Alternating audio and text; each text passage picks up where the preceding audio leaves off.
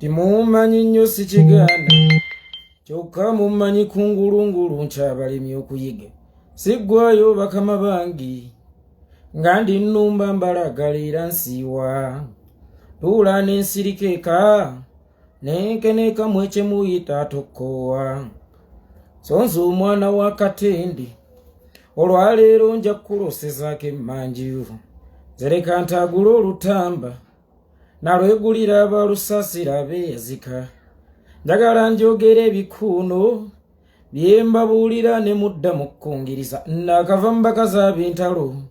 obwogeza mine eyali adduse ettula saako ensasagge y'abakazi ab'ettima beegwikiriza mu ssabo gye twalaga ate ne sifuunayo ne kye nasuubira mbukala abasawo mwengerera ennyo embuto naye kati ne bwe munaabigaba eri emmunyi sikyakomawo okujja mu nju n'endaba kati ntegeeka byakulokoka guno omulimu kanguwummule walumba eyanteegera wano kuwangaala nteeka kwesega fuuse muntu wa Kristo. Alright, amanya bampita yekolera itonga kansoke ntumireko ku Sharif the Wise, Baluba Julius Muganda ngombuzeeko, Amanda Kameri, Farida Namakula n'abalala mwenna abakatwegattako, Muwanvu Ashrafu, Lydia Jasmine n'abalala mwenna. Mbatumidde nnyo baganda bange ne bannyinaze, mwebale nnyo mwebalire ddala okubeerangawo nga tutambuzanga ensonga n'olunaku olwaleero tuzze tubabuulire ka Diversion kana aka Fullfigure n'omwana ono gwe yasibye Ticktoker baye Dr. Senfuko mbabuulire lwaki yakikoze bw'ati naye nga sinnatuuka waawo. Omwagalo w'abangi Robert Kyagulanyi Center mu His Excellency Bobby Wine olunaku waleero abaddeko mu meeting ne mukulembeze munne era n'abakungu okuva mu Somaliland. Munnange Yoweri Kaguta Museveni essaawa eno alabika nga ggwawo lwa buwoomi omwana Kyagulanyi nga akumazeeko connections nga Kyagulanyi akumazeeko connections Yoweri Kaguta Museveni onasigazaawo omukwano ensi zonna ezaali zikukkiririzaamu ne ku oppositions enkadde ku mulembe guno zikubuuse omwana kunamiza obuyambi tebukyajja buli kimu tokyakifuna lwa Kyagulanyi ono nno gwe walabanga akavunza kakati essaawa eno kakujijiirire oli ku bigere ebyo ku mavivi g'ofukamidde oli mu kukatakula ng'oggwawo lwa buwoomi omwana ttu Kyagulanyi ng'akumazeeko zi connections ndowooza mulabi omukulembeze omutuufu yaani ye Kyagulanyi Robert Sentamu omwagalwa w'abangi era ne bakulembeze banne gwe bawamba tu ono bamuyita Nakyemalira era Yoweri Kaguta Museveni ye bamugamba ekintu kimu nti linda meeting y'abannakyemalira lwerituula ojja kujja oyogera oba ojja kujja oteese naye eno y'abakulembeze ate abalondebwa abantu era abali mu mateeka wano nezijjukira mutamiivu lwe yagenda ku muliraano e Rwanda okubuuza ku anko we ne bakyayitinga ati coming president greetings ku president weri batesa oli yali ayogera na anko we yali agenze kukyalira family member nkiddamu oli yali agenze kukyalira family member yali tagenze kukyalira mukulembeze yali agenze kukyalira anko we so si mukulembeze ono Kyagulanyi ye yagenze n'akyalira omukulembeze we asoli omukulembeze munne oli yagenze kyalira anko we era ne bwolabanga Nakyemalira Yoweri Kaguta Museveni nga agenze mu meetings ne bakulembeze ba Africa awo aba watuufu kubanga abeera mu meeting y'abannakyemalira actually bwaba agenze okusingana bannakyemalira banne ye bayita abakulembeze aba agenze mu meeting y'abannakyemalira si mu meeting ey'abakulembeze otherwise yenze yekolera itongwa mbadde mbasaba muntagingireko ku Fullfigure mbadde mbasaba bannayuganda bannange muntagingireko wano ku Fullfigure muddakiika emu bw'oba olina akawunti ya Fullfigure oba page ya Fullfigure w'omanyi wootera omulabira mutagingeko ne bino mbirete manyi abantu abamu ensonyi bazifuula obusungu abantu abamu ensonyi bazifuula obusungu ne baagala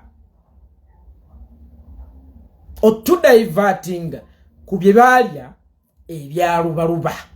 mbadde mbasaba nga situnnatandika bannayuganda bannange mu ddakiika emu bweti nsabye busabi muntagingireko ku Fullfigure mu ddakiika emu bweti nga sinnalaba bwe mutaginga Fullfigure nsigazze eddakiika seconds 10 mutaginge Fullfigure nze ntandike wano omanyi kibi nnyo okwogera ebigambo ng'olinga afuuyira endiga omulere XXL media live amutaginze okay tutandikire wano nze yeekolera itongwa mwenna mubaddenga mulaba ebibaddenga bigenda mu maaso ku muvubuka eyavaayo n'agamba nti yafunyisa Fullfigure olubuto lw'ono omwana ye gwe yatuuma Museveni n'agamba nti omwana wange kubanga Fullfigure namwebakako era okusinziira ku budde mwenna bwebakirako bwe budde mwe yazaalira omwana kakati mukazi wattu Fullfigure n'acacala ng'alaba ekirinnya liyiika kubanga omwana yavaayo n'agamba nti yamwebakako temulaba nti Fullfigure atera okunvuma bwe nfaanananga bwe njagala naye oli omwana kakati Fullfigure n'agamba tugende mu DNA naye bwe nzuula nti oyo omwana si wange omuvubuka oyo agenda kummendegera neŋŋamba laba noono omukazi wattu agenda kugwa mu mbiza atannategeera kakati Fullfigure kankubuulira ekintu kimu bw'ogenda mu DNA n'oyo omwana still oba namubuulirako ninaccanemukwe neŋŋamba ggwe toyina moral authority singa muzuula ng'oyo omwana si wo emutwala mu kkomera mbu n'ebisumuluzo mubisuule kubanga mumaze okukizuula nti omwana si wuwe naye mbagamba nti dyeni omugaso gwayo kitaawuluzi ekitaawuluza embeteza bwe mugenda ne mukisanga omwana si wuwe oba toyina moral authority emusiba kubanga bw'ogenda mu DNA kitegeeza oba ogenze either kwekebeza siriimu bwe weekebeza siriimu suubirayo ebintu bibiri either okubeera positive owa HIV oba okubeera negative little boss mugana ngisenso okula kakati Fullfigure bw'ogenda musaayi n'oyo omwana oba toyina moral authority emusiba kubanga geni ekyo nakyebeeresa omwana kye yali yanoonya kujjawo kubuusabuusa either omwana wuwe oba si wuwe era bw'amala okugenda mu musaayi ne bazuula ng'omwana si wuwe agamba okay kakati olunaku olwaleero amazima nga zudde ekituufu kiri nti omwana si wange naye oba toyinza kugamba nti k'omusibe ng'ate omaze okukola DNA kubanga teri abanja gy'ataawula ate ng'oli bw'akola DNA aba amaze okukonfaminga nti ekituufu kiri nti omwana yanneebakako kakati kibanga bw'ogenda okwekebeza siriimu ng'okuse mu buto oli mulamu bulungi ne bazaddewo baali balamu bulungi nga teweegadangangako kakati bw'oba teweegadangangako toyinza kugenda kukebeza siriimu toyinza kulimba muwala gw'ogenda wasa nti seegadangangako nze gw'olaba wano era n'omugamba munnange okukakasa nti seegadangangako results ziizino n'okukalaga nti sirina siriimu ajja kubuuza bw'oba teweegadangangako lwaki wagenda okukebeza omusaayi nga ne bazaddewo balamu tekuliiko alina nkenyera ekitegeeza bulijjo weegadanga kakati kyekino ekirina mu musaayi nti kasita ogenda bakebeza omusaayi oba omaze okulaga ensi nti omwana yanneebakako si nsonga biki ebivuddeyo oba omwana wuwe oba si wuwe kubanga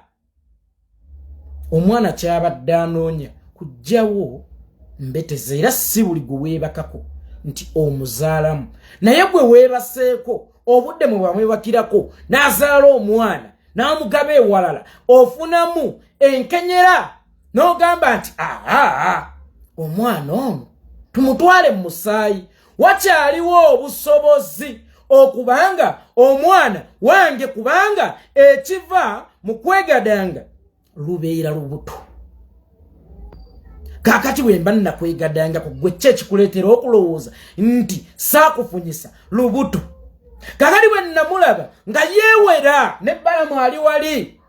tugende tukakebeza omusaayi bwe tuzuula nti si waako tukasibe n'ebisumuluzo tubisuule mu nnyanja omwana oyo bw'alituuka ew'ekitiibwa omulamuzi amugamba ekintu kimu tisaba ow'ekitiibwa omulamuzi bwe mba saamwebakako lwaki yakkiriza okugenda nange mu musaayi. Ow'ekitiibwa omulamuzi gw'osobola okukeera n'okonkona oluggi olw'omuntu gw'otaawola era bwe nkeera ne nkukonkonera oluggi kitegeeza mba nakuwola. Ate naawe bw'okeera ne weewozaako nti bannange tanneebakangako era nse mulaba kale tugende mu musaayi oba omaze okukonfaaminga nti yakwebakako kubanga tewali nsonga n'emu. Lwaki weewolereza ku musango gw'otazza? Kakati olunaku olwaleero Fullfigure we namulaba nga yeemasaggange eggongolo essiba akawero ngenda mu musaayi yererere naakira ekivaayo ngenda kumusiba gwani yagamba nti ebiva mu musaayi birina kufevalinga gw'oba oli kummwe birina okubaako gwe bifevalinga omu. Results ezijja zirina okubaako gwe zifevalinga omu teziyinza bafevalinga mirundi ebiri. Kati akalulu bwe kajja nga zifevalinze gwe obeera olina kukuba kabonero n'ogamba wewu n'ogwo nguwonye oba n'ekyo nkiwonye. Naye ate toyinza kusiba oli gwe zitafevalinze kubanga era ekyabatwazizzaayo kulaba ani gwe zifevalinga. Siyinza keera ku makya yewaffe Butambala kambanyumizeeyo kamu. Waliyo omukyala yazaala abalongo oli kyavaamu esibako nti omukazi oyo ayina omwana abaana abo bangi kubanga namwebakirako oba mu buddo n'ebirala. Omukazi n'acakyala nnyo okukkakkana ng'ekitaawuluze ekyekyalo kibituddemu. By then eno enjalula y'ekizungu oba gye muyita DNA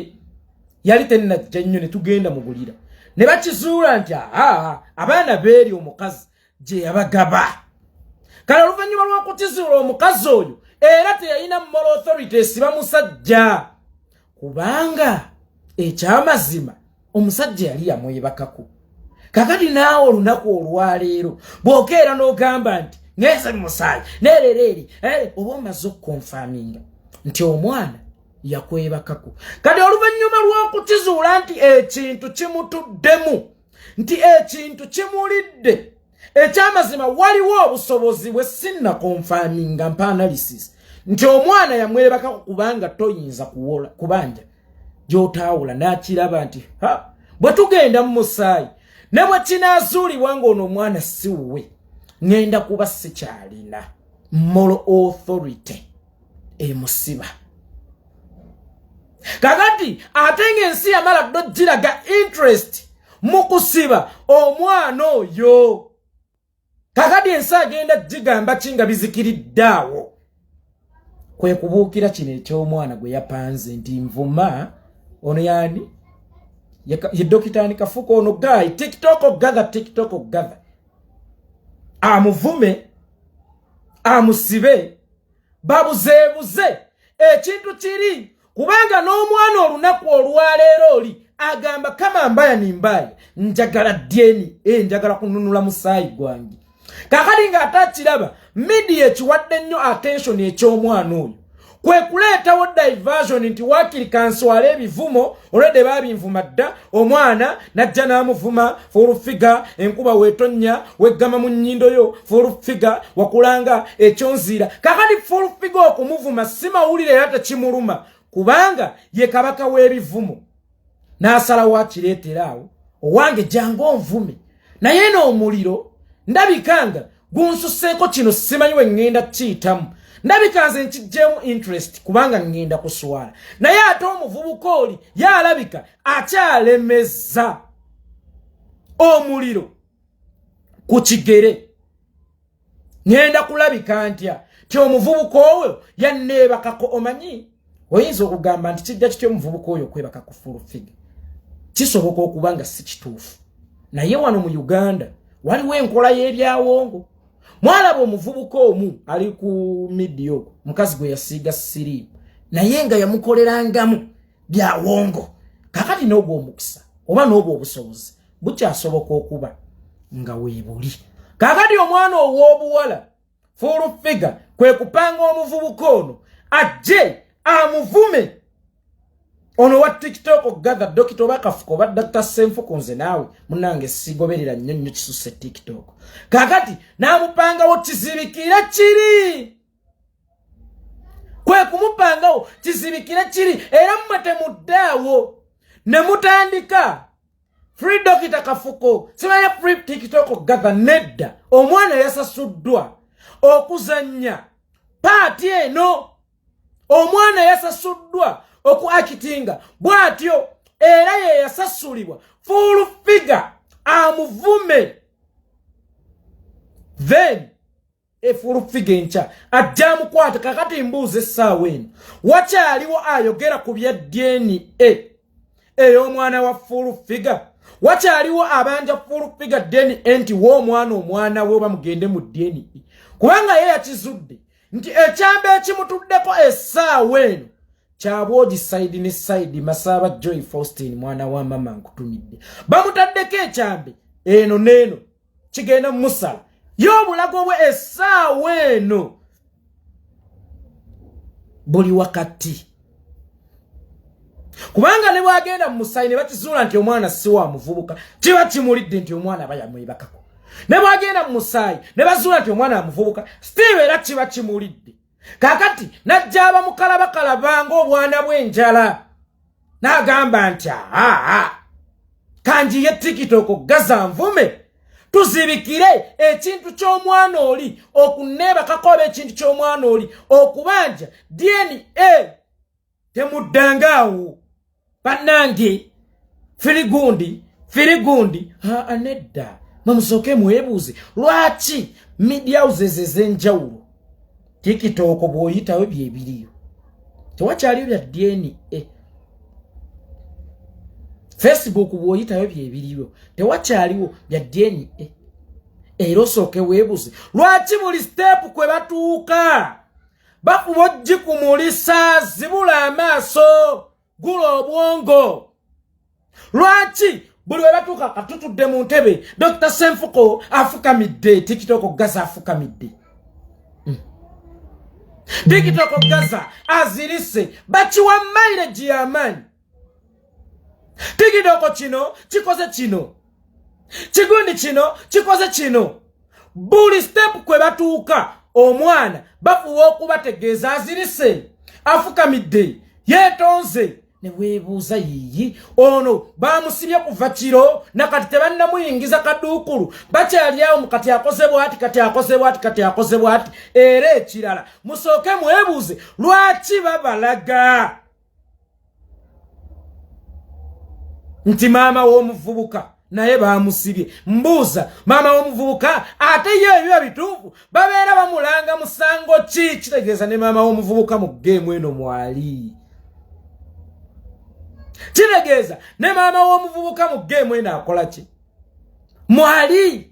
maama w'omuvubuka naye bamuyingiza akaduukulu bamuvunaana kuzaala ki omuganda agamba tuzaala mibiri tetuzaala myoyo tosobola keera omwana nabba embizzi ku kyalo ng'ono yagibba jjuza emityana n'ogamba nti ogenda siba ne maama we oba omuvunaana ki waliyo omusango gw'okkuza omwana obubi waliyo omusango gw'okkuza omwana omuvumi waliyo omusango gw'okkuza omwana ekisassalala kino nno ate ekyamaama njagala kibazibulire ddala amaaso musooke mwebuuze ye maama w'omuvubuka baba bamusibira ki kukuŋŋaanya mawulire kwerabiza nsi nti waliwo epuwa gayi abanja DNA bwe kitaba ekyo kwerabiza nsi nti naye twalinawo ebya DNA byakomawa kitegeeza Fullfigure yaggyeko ekigere naye atachimanyidde ddala bulungi nti bannayuganda mujja kubuuza kino kyalako bakyakomawa kwe kuleetawo emboozi eyo ey'okusiba ono omuvubuka kubanga ate yo oli omuvubuka Abanja omwana akyalemezaamu ekigeri. That is why Fullfigure yakoze budget ya sente nyingi nnyo eri media houses okwiratinga ekintu kino. Kakati yeetonze afukamidde, kakati yeetonze bamututte munda, kakati bannange adde amutwala munda azirise, kakati ate essaawa eno ne maama we bamukutte, maama we bamukwata batya ng'omwana gwe yazaala essaawa eno ayina abaana omwana we wa myaka 18. Waliwo wano omukyala agambye maama we bamukwata lwakweyita wa Iso. Wali olabyeko katambike nga agamba nti ndi wa Iso. Omwana yajja ze maama wange wa Iso era temina kye mujja kunkola mbuuza maama w'omwana olwo ye ate baba bakwata waaki. Ze bwenkeera ne ngamba nti taata wange ye kirumira eyo mu bantu. Osobola okukeera ku makya n'onsiba nti ne Iso omwana wa kirumira, oba osobola okukeera ku makya n'osiba maama wange nti lwaki omwana wo yeita omwana wa kirumira. Nze muwe ebyokwogera omwana ow'emyaka 18. Nze muwe ebyokwogera. Kakati njagala mbabuulire Fullfigure ekintu ky'omwana kyamutuddemu ekyambe bakimuteze kyabwogi side ne side ye obulago bwe buli wakati buli ludda kimusala. Genda wekebeze ne basanga ng'ebivudde simu tebifa mu musa tebifalinga mwana kigenda kuli. Naye basanga bifevalinga mwana ate kiba kikulidde nnyo. Kali kwe kusalawo ajjemu omuliro naye mugenda kumubuuza bino byakomawa. Kwe kuleetawo emboozi ekibikkirira ate nga mwenna mukimanyi nti ye ne bw'aba ajjemu omuliro omuvubuka y'ekigere atadde kwekiserereeta alinnyeko agamba nti nkyabanja. Kakati kwe kusalawo nti omwana ne bwana agenda mu media kubanga media yebadde eddwaniro lye. Kati essaawa eno omwana oyo omuvubuka oyo ne bwana agenda mu media bagenda muga sooka olinde tulinawo emboozi etambula, sooka olinde tulinawo kino ekitambula. Bruno ke bamuleesenga kanyoobwa, waliwo agate Bruno bamuleesenga kanyoobwa okuggumiza obwerufu bw'ensonga. Bagutaddewo nga kanyeebwa okuggumiza obwerufu obw'ensonga. Waliwo agambye nti deni etwagala legit ne bwe bagireetanga eri fake ye Fullfigure abeera amaze okukubwa akakundi ku mutwe nti omuvubuka yakwebakako. Kale wadde tukkiriza teyakuzaalamu naye yakwebakako, toyinza keera genda ku musaayi nga tonneegadangako. Mwabali ku kyeyo mwagende Dubai,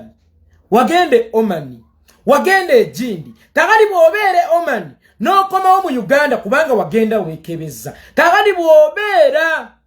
Dubai n'okomawo mu Uganda toyinza kubanga wakatuuka n'oga akangende neekebeza siriimu ng'ate already wagenda bakkebedde ne bwe watuuka eri ne bakkeberera. Toyinza kukola kangende neekebeza siriimu gwe atannazannya ku John Gadanga. Siriimu obeera weekebeza waaki mu budde obwo. Kakati mwana obuwala yakirabye nga bwagenda ku deni aba amaze okukuba akakumbi ku mutwe. By always mwana wa muvubuka, omwana si wa muvubuka ye kibeera kimaze okumuwuuta kwe kukiwunzikira mu kino eky'omuvubuka Dokita Bikisima, Dokita Kafuko, Tiktoker gather bwe mumanyinga Tiktoker gather osegye. Today Jennifer Fullfigure talina moral authority esiba muntu yenna oba esuwinga muntu yenna for defamation. Nchiddamu Jennifer Fullfigure talina moral authority esuwinga muntu yenna for defamation. Embwa y'omukyalo talina moral authority esuwinga mbaginayo kubba nnyama kuba naye ebanzibi ennyama. Kapa talina moral authority esuwinga kapa kinnayo kubba mata kubanga ate nayo ebanzibi y'amaki y'amata. kakati omwana ow'obuwala Jennifer Fullfigure ye kabaka wa defamation. Wano mu Uganda mundetere yo interview ya Fullfigure nga teriimu ku defaminga muntu mulala. Mujindetere yo ngenda kusonda sente bwangu obwekinaku abantu bajja kunsonderako ntagala nsonda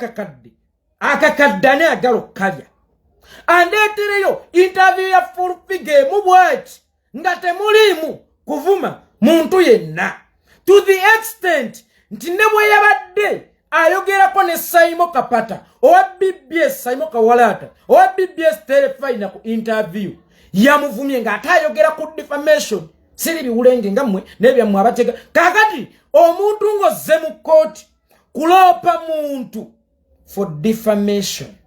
ate era n'owemulirayo kibanga bw'ojja mu kooti n'ogamba ti neighbor wange yampemudde ekyonzire kyemulaba amananka ago gampemudde etteeryo limpemudde ennanka eno empemudde bakutunule ne bagayi how comes azze okulopa okumuwemula ate atuuse mu kooti naye ali mu kuwemula kitegeeza obwo bwe buzannyo bwabwe ewaka kakati Fullfigure bwe bukeera ku makya n'aloopa omuntu for defamation tekikola talina na moral authority eropa muntu for defamation nga one day atuulako ku TV nga yakagenda mu NRM n'agamba oyo Abitex musinguzi kale oka Abitex katumulanga namuwemula ekigambo kiti obutambi gye buli atachimanyidde ddala bulungi ti abantu bonna basobola okubujjayo essaayi nebala ate naffe tukufunye ekitegeeza bulijjo defamation musango naffe tufunye wetukukwatira katukweripe katayinza kuzuukusa misango gye yajjawo embalagira nti bino si bituufu yatuulako ku TV n'agamba nti alunda embizzi mu kyalo eyo bamubuuza yali ku TV mwasuze mutya ne Farida Nakazibu oyo n'amubuuza Fullfigure biki byokola mu bulamu bwo obwa bulijjo ng'ovudde mu kuyimba ng'ovudde mu biki n'agamba nti nunda embizzi eyo mu kyalo eziringa Catherine kusaasira yagamba nti nunda embizzi eyo mu kyalo eziringanga Catherine kusaasira yali kyeyo yavumako ku babi oyo n'amuwemula first lady kyali ki kakati Fullfigure talina moral authority esuwinga muntu for defamation. First of all ababana bola abawemula ku TikTok ba MC Chumi bani bayiziba Fullfigure. That is why ne MC Chumi bwe yajja yeeyita mwana wa Fullfigure nawemula kubanga akimanyidde ddala bulungi nti omuntu gwe yeetumye nti yamuzaala ye muwemuzi kakati oyo ye musomesa waabwe. Fullfigure today singa emboozi eno ebadde ntuufu he would be more proud okubanga abayizi be basomesa bakwata bulungi. Tewali muntu awemulira ku internet kuno kiddamu. Tewali muntu awemulira ku internet kuno nga si product ya Fullfigure. Bonna product za Fullfigure era ye yabalaga green light nti ekitegeeza okuwemula kukkirizibwa ku Facebook. Bwe kibanga TV eri regulated by UCC Fullfigure asobola okuweerako n'avuma omuntu nti afaanana embizi n'awemula omuntu nti kino n'avuma omuntu nti alunda embizi eziringa ye eri regulated by UCC kimuleetera yo kulowooza nti oli atali regulated ali regulated only by data way data ya mugoba ku mpewo ya TikTok talina moral authority ewemula nga ye eyali ku mukutu oguli regulated by UCC yasobola okuwemulirako. Kino nno kikulaga ki nti mwana w'obuwala Jennifer Fullfigure tayinza keera kati ku ssaawa n'azuukusa musango gwa defamation kubanga yeye nnyini abaakiraba nti alina baabuusa nti ekitegeeza abantu abadifaminze omuntu balina we basobola okwekubira enduulu. Era bw'olaba akikoze manya nti ye option yokka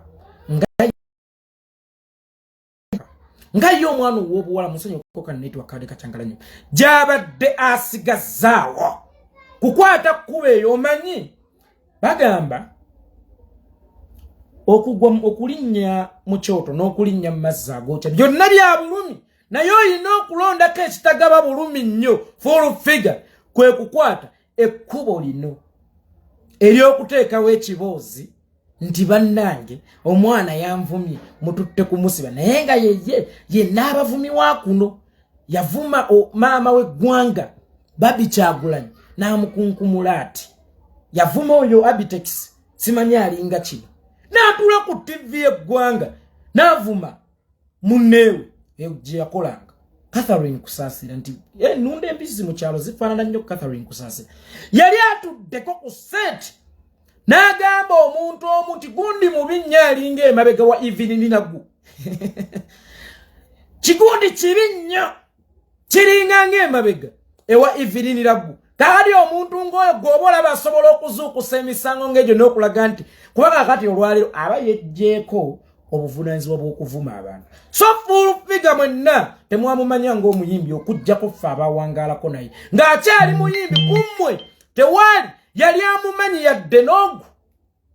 nkiddamu kummwe tewali yali amanyi Fullfigure wadde n'ogwo okuggyako ffe abakulidde mu music industry ffe twali tumumanyi tyalina ew'omuyimbi gyeyakolanga oba usigalo n'agerako mu Eagles production singa omuyimbi wabula ng'afumbira balutaayo emmere kuba Eagles bwe yagololanga yabeeranga egolodde ng'abakubira engatta eddagala nga bwe batuma ku counter genda tuleetereyo ka soda kaakati Fullfigure amaanyi ge content we ali mu kudifaminga okukkakkanya n'okuwemula abalala gwe bw'oba olaba asobola ottema omuti kwatudde that is the question gwe bw'oba olaba Fullfigure today asobola ottema omuti kwatudde ate nga kwajja ekyokulya kuba mwenna mukimanyi nti ekyokulya mu music industry oyo muwala kyamubula ekyokulya bwe kimubula mu music industry kwe kukwata ekkubo ly'okuwemula n'okuvuma abantu era limukoledde nnyo kaakali tayinza kkeera ku makya neyeezimbulako kayumba kakuwemula kubanga akimanyi ke kazigo ke mwasolooza ekyokulya buli mwezi naye olaba akikoze bw'ati manya nti waliwo kyazibikira kasooke nnindeko okuvuma soke nzikakkanya omulyo gwa ddeni ebyokuvuma tuli biddamu amadda otherwise njagalayo omuntu omu ku mmwe bannayuganda andeetere akavidiyo oba interview eya Fullfigure nga tavuma muntu nga temuli mu kigambo kivoola muntu omu nga temuli mu kigambo kiwemula ndi omu kuba victims abazzenga abawemulwa Fullfigure ndi omu kuba victims abawemuddwa omwana ow'obuwala oyo gwe bayita Fullfigure buli lwatula ku sete ampita embizzi ampita kiri naye gwe sooka weebuuze bwe kibanga mu kumuwemula mu kutuwemula ffe mwe muli amaanyi ge ayinza okutema omuti omwana oyo w'obuwala kwatudde singa tewabaawo something behind Fullfigure bwakeera n'asiba eyamuvunyi aba yejjako content kubanga ye content we wakuwemula wakuvuma bantu Fullfigure tayimbangako tabangako muyimbi fine yayimba naye tabangako muyimbi nabagamba twawule singer ne musician Fullfigure she's a singer like you can sing gwali ku live ero so okuyimba mama n'olaba nzira neerota lero sirima tudde wagumu bambi omutenza ggulu yampa mama tekikufuula muyimbi kati Fullfigure wadde yayimbako naye tabangako muyimbi erinnya alijje mu kuwemula mu kuvuma bantu mwemuli amaanyi ge amangi tayinza kutema oba kuzimbulawo kazigo mwajja ekyokulya mukitegedde baganda bange kakati njagala nkibabuulire Fullfigure ekyamukozesezza ekyo ayina kyazibikira kyekya DNA ekibadde kigenda omumulya by all sides ekyambe kino kiri double sided buli ludda kyabwogi ensingo ya Fullfigure ebadde wakati bweti nga bagenda gisalako era bakizudde omwana amulenzi kakumbi ate kamaanyi ku mugulu wetaba wa mulenzi era stiru kakumbya nti omwana aba yakwebaka oyinza okubanja gyotawula oyinza okukkiriza okugenda mu musaayi ku mwana gwotegalirangako era n'ekirala ne mugundi maaso g'omulamuzi ogenda kuwaabira ki omuvubuka yagamba yanneebakako omwana ajja kuleeta balooya babubuuze bwemba saabwe aba teyamwebakako lwaki yakkiriza okugenda mu musaayi sebo w'ekitiibwa omulamuzi kiraya nti wange yeebaka ku muntu ono era n'asuubira nti omwana wuwe naye si musango gwono kulwevudde mu DNA kubanga omugaso gwa DNA kitaawuluza ekyembeteza eitha omwana wooli eitha omwana wooli takati Fullfigure ako yakaguddemu mangu n'agamba naye bannange muli ngeri kigenda kundi naye ate nga akimanyi nti media still egenda sigala promoting omwana ono nga ajja abanja omwana we kubanga media bwe buddukiro bwe kakati ng'alina okuyiiya okujja omwana ono ku media n'asiba oli omuvubuka era yemupanza amuvumi bw'amala omusiba kakati omwana essaawa eno ne bwadduka ewa Kakalaamu ne bwadduka ewa Zaneru ne bwadduka ewani ne bwadduka ewa Saimo ne bwadduka ewani bwe bali agenda mu attention kuba baba mawulire baagala gatunda waliwo ekitunda essaawa eno ekitunda essaawa eno ti Fullfigure wasibye omuvubuka eyamuvumye mukitegedde baganda bange kati oyo ye Fullfigure ali mu kuba divertinga era njagala mbabuulye temwemalira budde firi Kafuko smart doctor Kafuko firi TikTok Gaza mama ye basibye waaki yazizza musango ki kabadi lwaki buli baba media batambuliza kati afukamidde kati azirise kati bamuyingiza ne bamuyingiza luli ne bamuyingiza encha ne bamuyingiza luli ne bamuyingiza that's why nabagandi eno diversion y'omwana ow'obuwala gwe bayita Fullfigure ku diverting aba mawulire n'ensi okujimujja ku kiri ekya DNA nti omwana abanja DNA ye nti omwana ayagala mwana we otherwise nze yekolera itongwa waliwo akabinja k'abayimbi kagira yekolera otukuba bannange abanna Uganda temwagala byammwe bannange abayimbi mwetegeddemu abayimbi benjogerako tuba protectinze nnyo kale naye Fullfigure weeteke mu bayimbi tuba protectinze nnyo kubanga ne tutandika basima muwula ku muwula era njagala omuntu yenna yetenda amaanyi ontambalanga n'akabinja akagambye okunkubanga kakulembera mwami Jose Kamiliyoni ne Bebe Kulu mutadde abavubuka nti bagenda kunkuba n'ebirala simanya mbakola kino bakola ki abayimbi njagala mbabuulira ekintu kibutuba protectinze nnyo naddala ffe abantu abamu ababamanyi nnyo otherwise singa nali sibaagala ate mwali baddemu abamu mwafadda kuba ate mmanyi obuziina bwabwe awo enkwatako awatono mba njagala kukutereeza mu layidi nkiddamu n'ensalawo kukeera kukwata muyimbi ku muyimbi naddala abo abantiisatiisa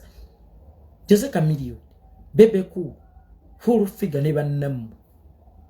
n'ensalawo kukeera kubakwatako muze ku muze kino ku kino n'ekirala wallahi ya Mungu mujja kwetuga kubanga manyi black sides zammwe eziriko emisimu eziriko ki nga nenzi ziikula tudde mbamba ziikulidde ebizibu so mwefuge sinnabakwatako era nga kasamaziba mugamanyi nti sinnabakwatako naye yeekolera itongwa n'agamba nti kamba kwateko lazima kummwe abamu muyinza okutuuka nga temukyaswa kutunuulira baana bammwe temukyaswa kutunuulira bakyala bammwe temukyasobola kutambula mu society temukyaswa kuperforminga ekyo nkibabuulidde baganda bange situnabakwatako era situbakwatangako awo we twakwatako watono nnyo ku bye tumanyi otherwise gwe Fullfigure gwe nnyonyi yigiriza enkulu okubuuka abo abaana abawemula producti zo zonna gwe nakazadde w'obuwemu ku internet ku TV ku radios nze yeekolera yitonga ogitambuze